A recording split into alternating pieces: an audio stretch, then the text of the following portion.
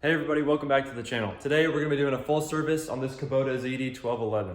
We're going to be changing the engine oil, changing the blades, changing filters, changing all kinds of stuff. So make sure you watch the whole video so you don't miss out on any tips or important things that you need to know to get your machine in top shape so you can keep the grass looking great this summer.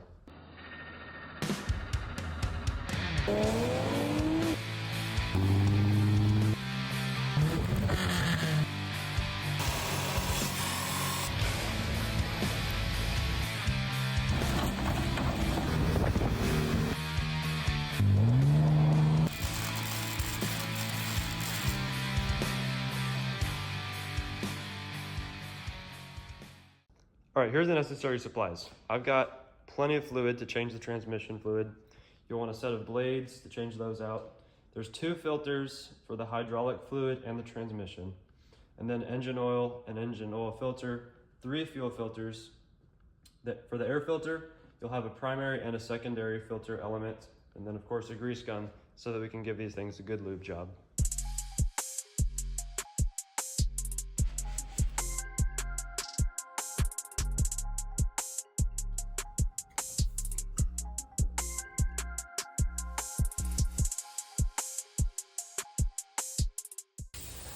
The first thing that you want to do is take an air compressor and blow off as much dead grass as possible.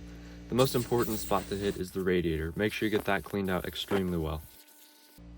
Now if you're having trouble closing the seat, just remember it has a somewhat hidden latch.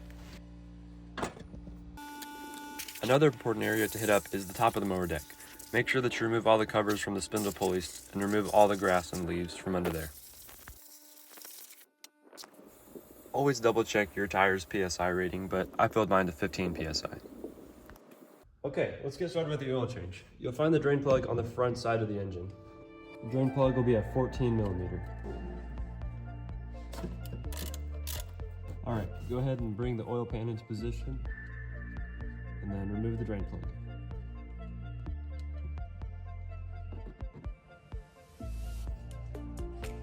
Now while the engine finishes draining oil, we'll go ahead and remove the oil filter. I scooted the oil pan over just a little bit here to make sure it catches any drips. Now I find it's best if you unplug this sensor right here, that way you don't damage it while removing the oil filter. Just makes it a lot easier.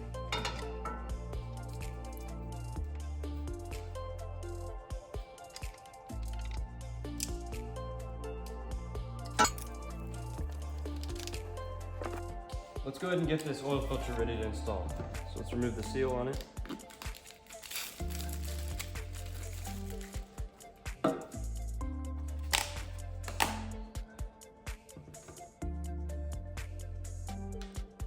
Just want to oil up that seal a little bit, that way it's a little bit easier to remove next time.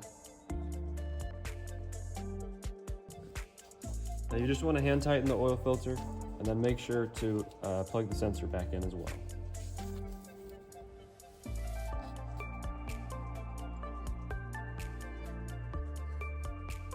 Now let's get this drain plug tightened up. Okay, let's go ahead and top off the crankcase.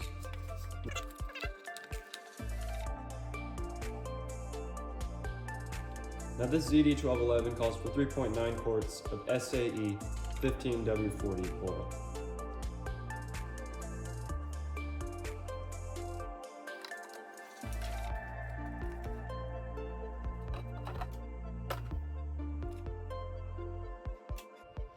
All right, let's check our dipstick and make sure we're happy with the oil level.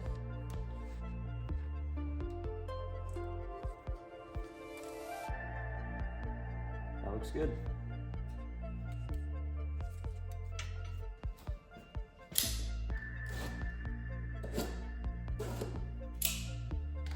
Next up, we're going to replace the air filter. Got a couple latches on either side, just like that, and pop off the cover here. We'll go ahead and blow that off with the air compressor. Then you remove the primary air filter right here.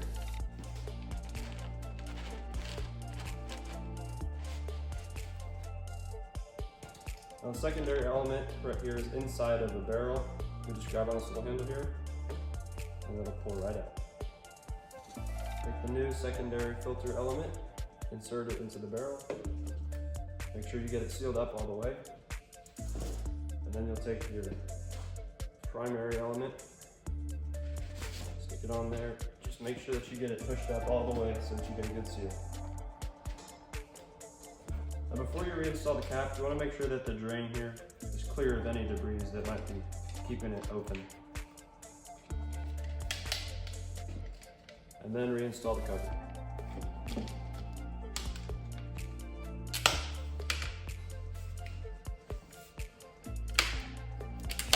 Next up, we're going to replace the fuel filters. Open up the access cover here on the front deck. Now, it'll make this job a lot easier if you have a pair of cutoff pliers. So I'll just go ahead and put these on here, that way we don't leak any fuel. Okay, now that we have the fuel clamped off on both sides of the filter here, we can go ahead and remove the band clamps.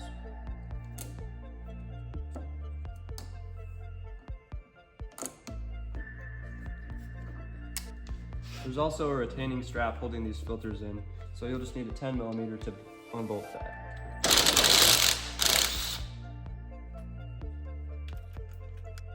Okay, now I've already got the new filter ready, so I'm going to go ahead and pull off these old lines.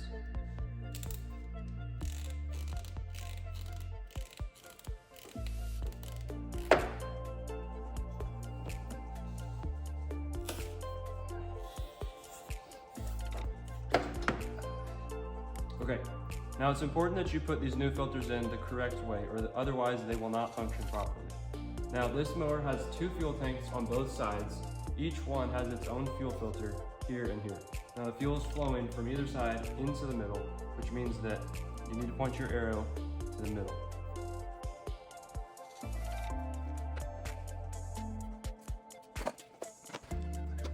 Don't forget to bolt down the retaining band. Now it's going to be the exact same process on this side.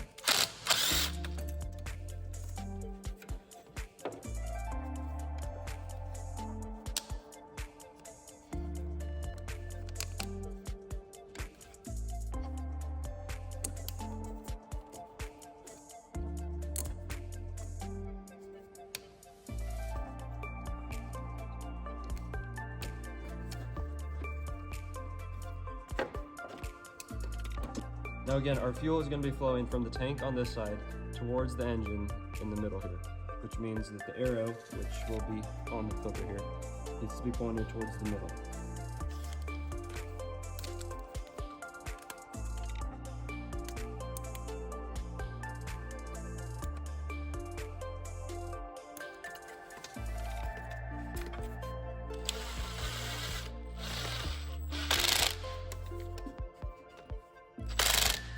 As I mentioned earlier, there are 3 fuel filters on this mower, and it's important that you replace all 3 of them.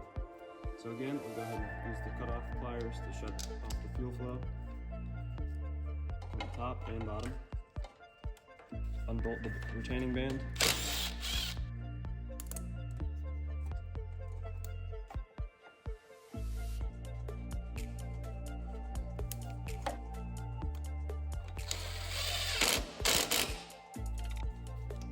Okay, now we need to prime up the fuel system.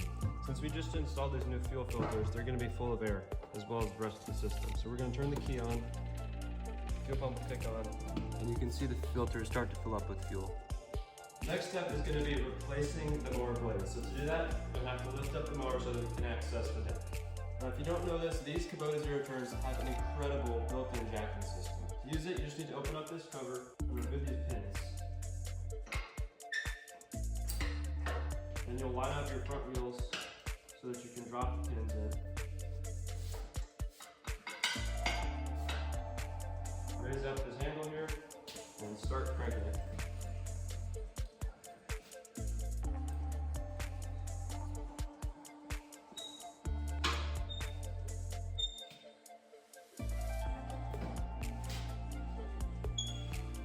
Okay, and just keep cranking that until it stops. Now that we have the mower raised up, we're going to go ahead and remove the old blades. Now if you're doing a spray, you can do that with one of these, but if you have fancy tools, you can do it like this. No, you can't. You can do it like this.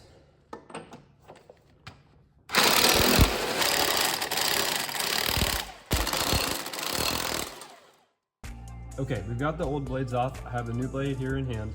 Now it's critical that you install this spindle assembly properly.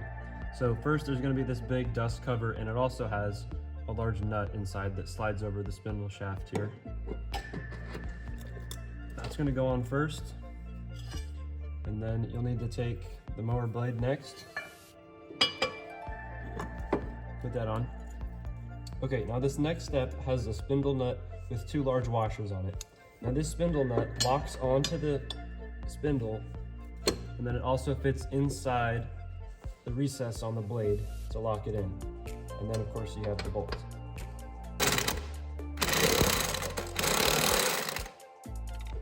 Then again, the same process. Our main cover with the nut inside. Get that on there. The blade. Secondary spindle nut with 2 washers. Get that locked inside the blade. And then the bolts.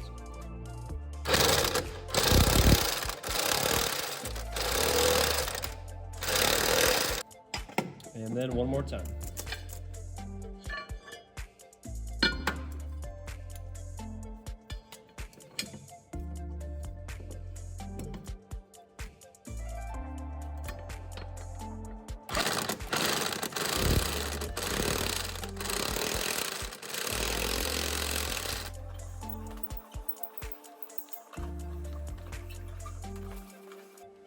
Okay, now once you have this drop back down, you want to keep going until you get this pin centered in its slot here. Otherwise the axle will not pivot properly when you drive it. Let's lock our handle back here. Pull out our pins.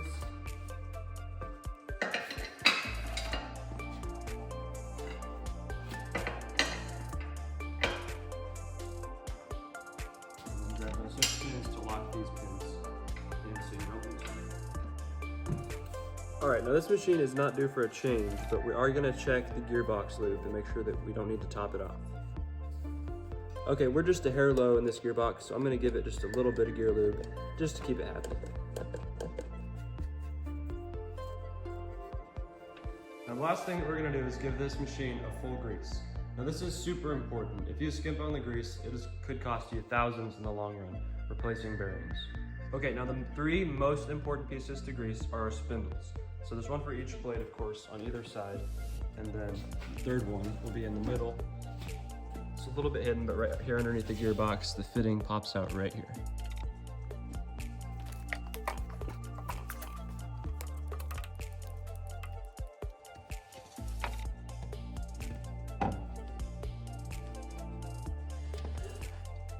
Our next greasing point is going to be here on this tensioner pulley.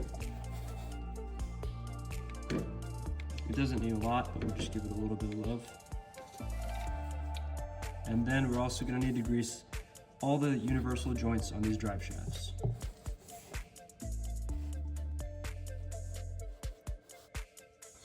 Now you'll want to access this other universal joint from underneath the seat. Okay, now there's one more drive shaft underneath this access panel that we'll need to grease. Alright, so the grease fitting is right up here, but I can't access it at this angle. So I'm going to go ahead and start up the motor for a second and then shut it off, and hopefully it'll be lined up. Okay, didn't even have to start it. I just cranked it for half a second, and now I can access this grease fitting on the drive shaft.